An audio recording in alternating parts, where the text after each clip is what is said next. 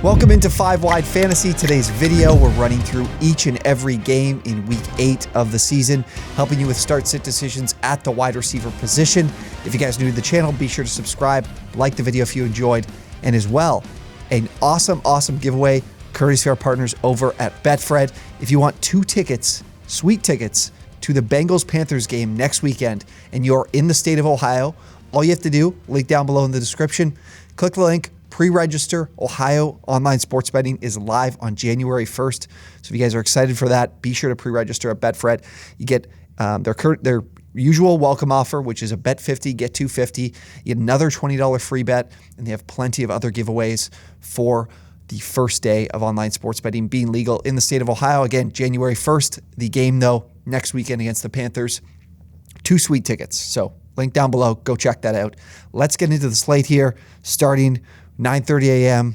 Are you willing to get up? Are you willing to turn on the TV for Broncos Jaguars out in London?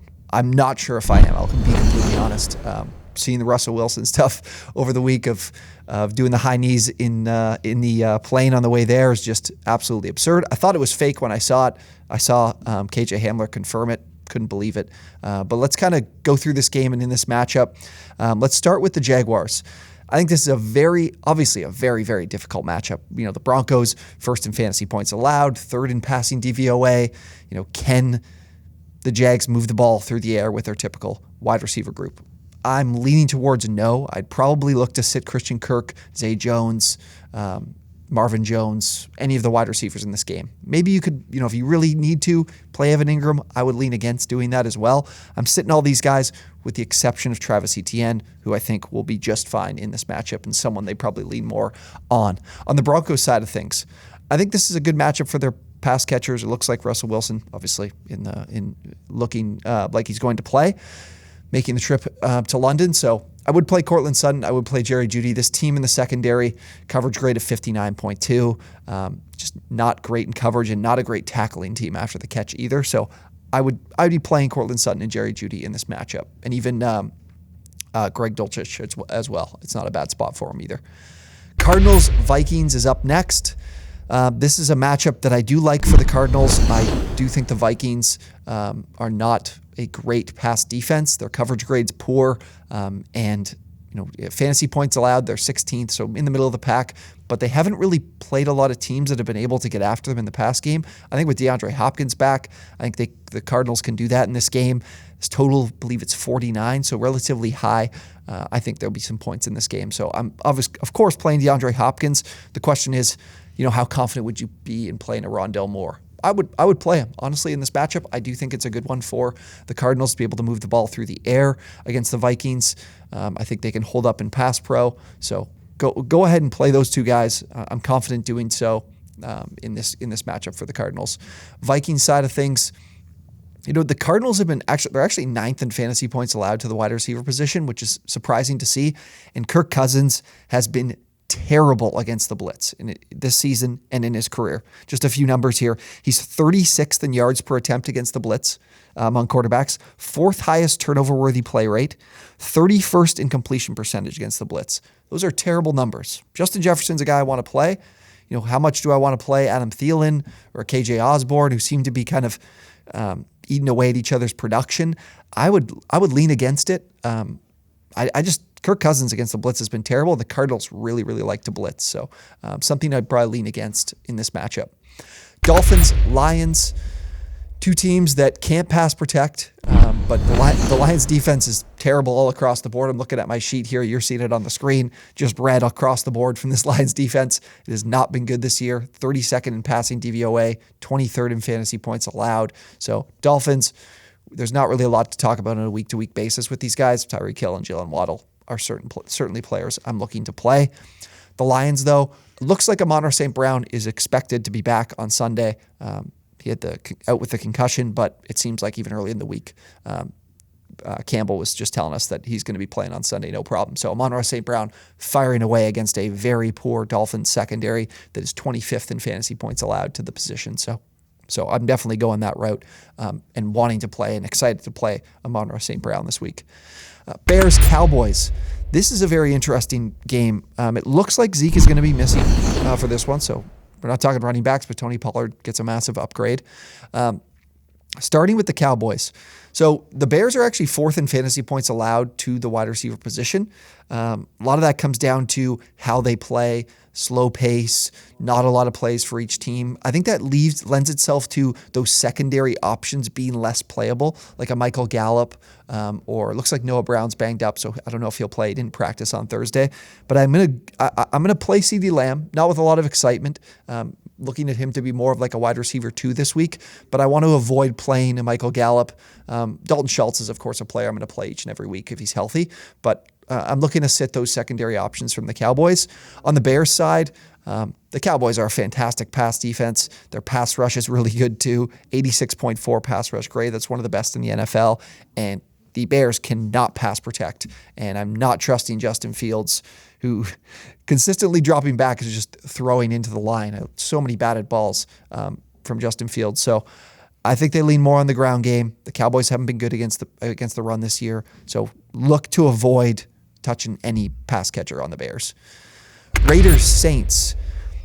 I do think the Raiders, or both of these teams, can move the ball through the air. I'm surprised Dalton is again going to be the guy. He threw for a ton of yards last week in the Thursday Nighter, but what do you have, 3-4 picks? So they're going back to him here in this matchup.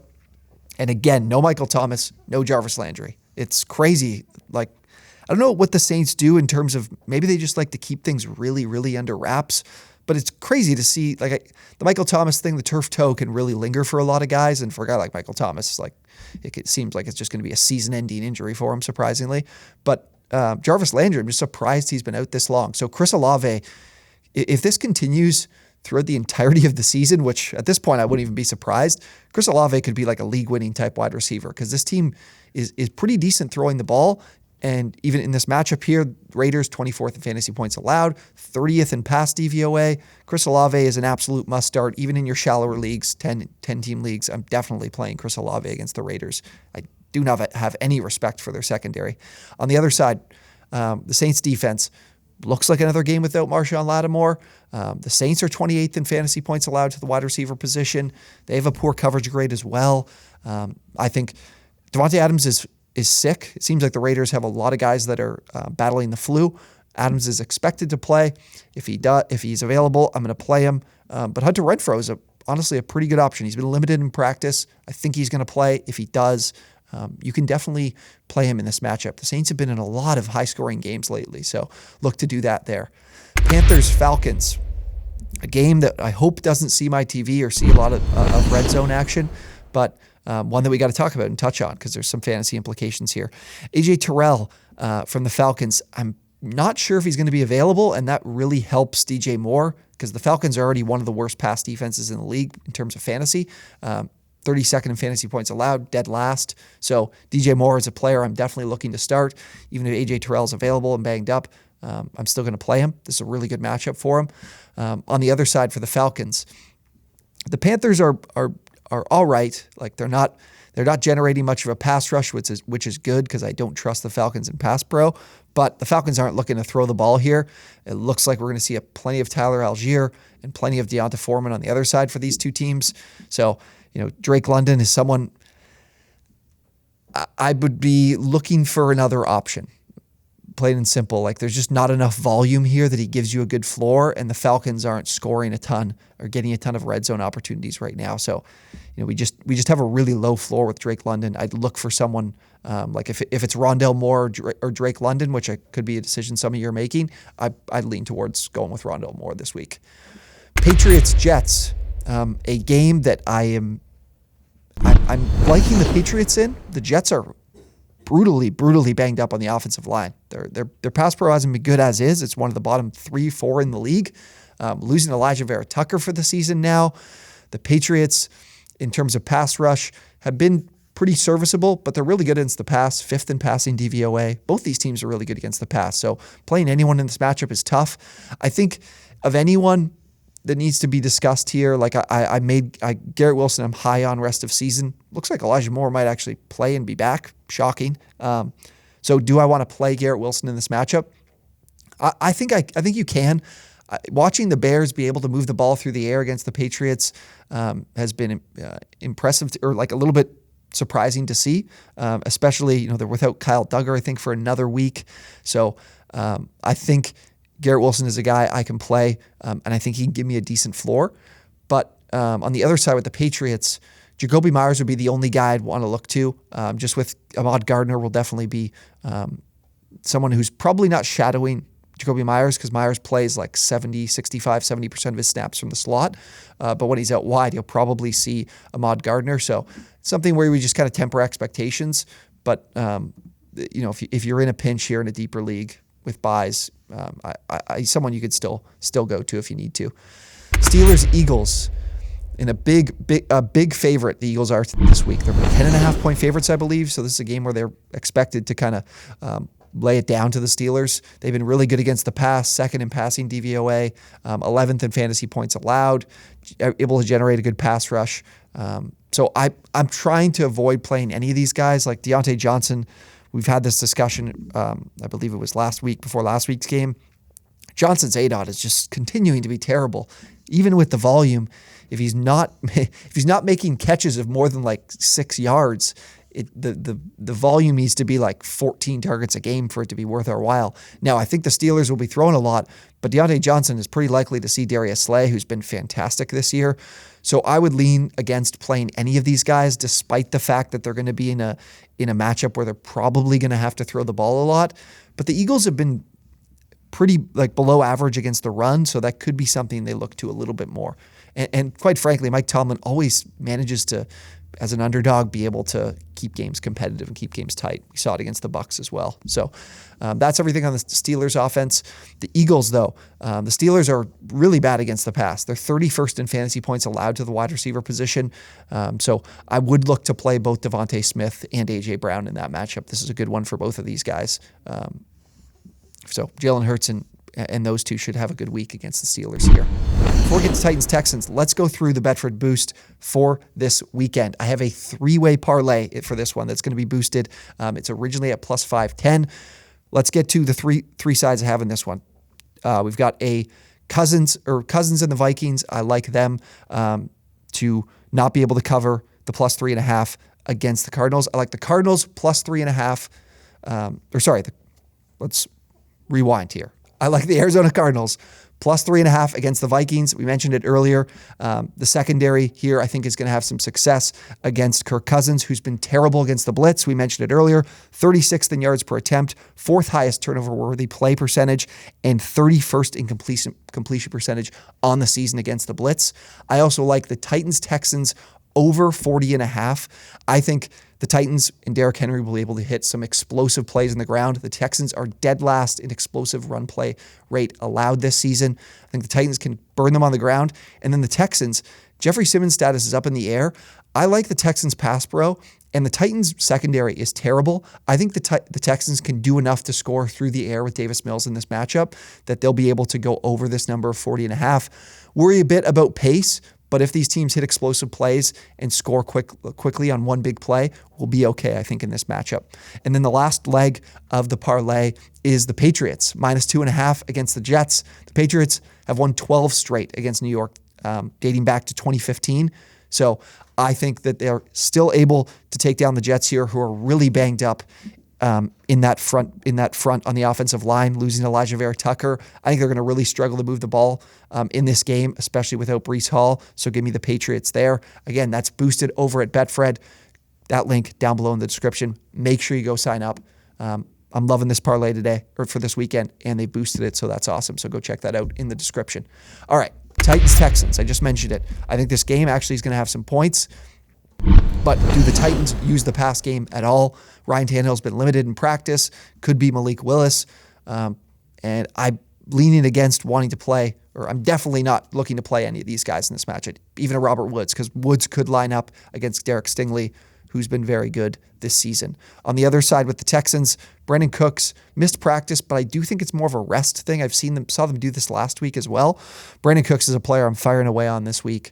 I think he's going to find the end zone in this matchup. And otherwise, if you're in a deeper league, Chris Moore or Philip Dorsett aren't terrible plays. I think there could be, if we get to to Sunday morning and there's some injuries that are really bugging you and putting you in a tough spot and you need to pick someone up off the wire, those would be two like guys that nobody's paying attention to that you could just spot in and play this week. Chris Moore in the slot, Dorsett outside. So if you want some floor, I'd go Moore. If you want some upside and it looks like you might not win this week, go Dorsett. He could be the guy that, scores or hit some bigger plays. So I like the Texans passing matchup in this game. Titans 30th in fantasy points allowed to the wide receiver position. All right, Giants, Seahawks. A game where the Seahawks are favored at home against the Giants. Surprising to see, considering the Giants have just been able to get things done. Both of these teams are actually top 6 in fantasy points allowed to the wide receiver position. Another case here for the Giants where they just play at a methodical pace. That secondary option doesn't have the chance to score. So I wouldn't be looking to play Marquise Goodwin against the Giants here because I do think that Tyler Lockett is the player I'd rather play, but as well, he's the secondary option. There's just not enough play volume here in this game, I think. The Seahawks side of things, though, is a little bit different. Like they're 6th in fantasy points allowed, but their coverage grade is 57. So I think it's more about the fact that tight ends have been able to score against them, but they're still not a good pass defense. So I'm still, wanting to play Wan'Dale Robinson in this matchup. I don't have a lot of faith in the Seahawks secondary, or there's not a lot of high skill or high talent there. I think Wan'Dale Robinson, looking at him from last week, is still a solid play against the Seahawks. All right, a few more games here. 49ers, Rams. A matchup here where typically the 49ers are able to get the best of the Rams, especially during the regular season. But the 49ers look like they might be playing without Deebo Samuel in this matchup, which could be obviously a problem in terms of us for fantasy managers missing him.